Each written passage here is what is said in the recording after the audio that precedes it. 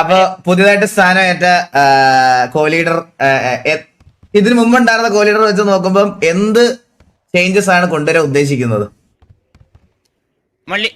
ആദ്യമായിട്ട് എടുത്ത് പറയേണ്ട സാധനം ഉത്തരവാദിത്തം. പിന്നെ രണ്ട് സൈഡിൽ, അതായത് തലച്ചോറ് എന്ന് പറയുന്ന രണ്ട് ഭാഗമാണ്.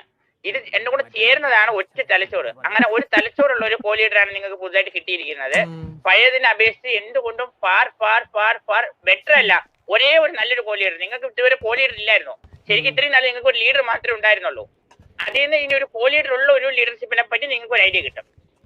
പിന്നെ ഒന്ന് പറഞ്ഞിട്ട് രണ്ട് പറഞ്ഞ് വായിൽ പറയും വെച്ചുകൊണ്ട് നടക്കുന്നവന്മാർക്ക് ഇതിനെ പറ്റി പറയാൻ മനസ്സിലാവില്ല. അതുകൊണ്ട്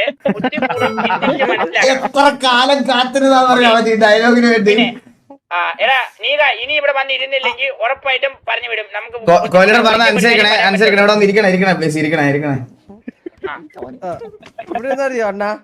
എവിടെയല്ല സീറ്റ് കയറി ഫ്രണ്ട് വന്നിരി.